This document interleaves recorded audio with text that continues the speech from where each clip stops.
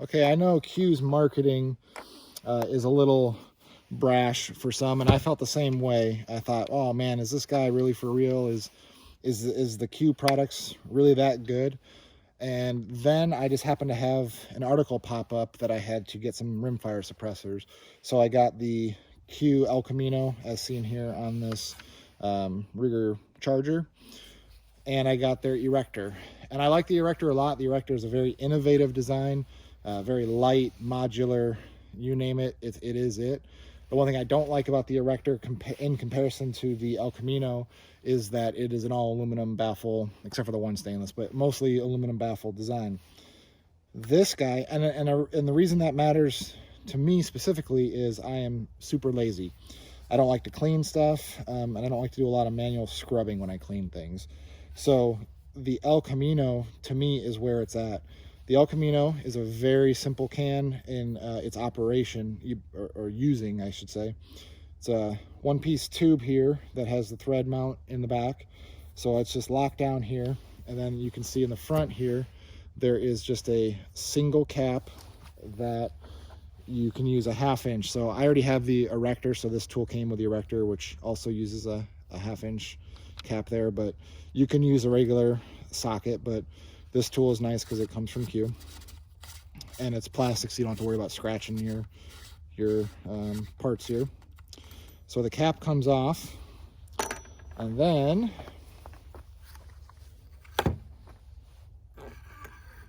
your baffle stack comes out. So if you own a Rimfire Suppressor, you'll know how impressive that is, because I've been shooting this gun a few hundred rounds through the suppressor without cleaning it, and it just came out with no work. It just fell out. You see all these baffles? They're clean on the outside. When they stack on each other, they create a seal. So this cone goes in there, locks a seal, and all the gases stay off the outside, so it doesn't gum up inside your tube.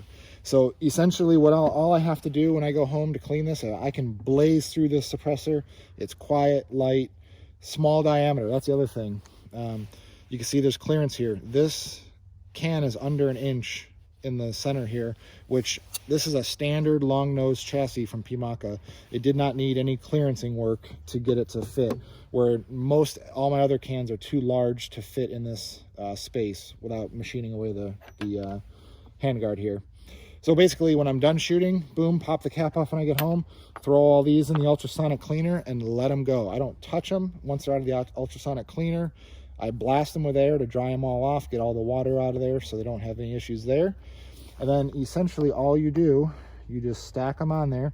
There's no detents, there's no locking, there's no orientation really. You just literally make it a nice little stack right here. And then you can just shove it down on the stack. I didn't do that very gracefully, but you get the idea. Put it in, put the cap back on, tighten it down, snug it, and I am ready to shoot. The other thing I really like about these is, you know, Q uses a premium finish. We use a lot of finishings in my day job, and I'm familiar with this PVD process. I know how expensive it is. I know how much of a pain in the butt it is to get done. It's very few companies actually do the PVD process because of the complexity of it and the cost of machinery to do it. A lot of can manufacturers these days use Cerakote, and people think of it as like a badge of honor to burn the Cerakote off. I think that's kind of BS. I don't want the paint to burn off of my finish. So this is a PVD finish. It looks attractive. It shouldn't scratch or burn off like a Cerakote does. And I just appreciate that they put the extra time and effort and money into doing the premium finishes on their products. I think it goes a long way. I don't think a lot of people realize it, but that's the other thing, is I think that they're willing to do things on the backside that the consumer may not actually know why it's better. You just got to trust Q that it is better. And me being in the industry doing these things on a daily basis, I do know that it's better. So I really like the Q El Camino. I think it's perfect for this application, and I don't think there's a better can in this application in Rimfire right now. Okay, I realized I was talking about how great this Q can is, but I didn't actually get to show you unless you've seen my other videos.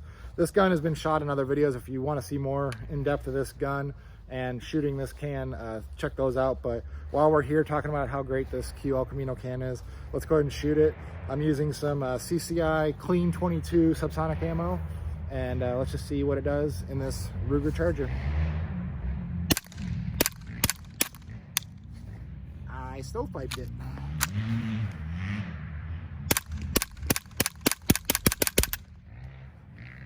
This gun's so quiet. I know it's not getting conveyed, and I got some guys out here dirt biking it up, but the Q El Camino is probably my favorite rimfire can at the moment. So until Q makes another rimfire can, it'll probably stay one of my favorite rimfire cans.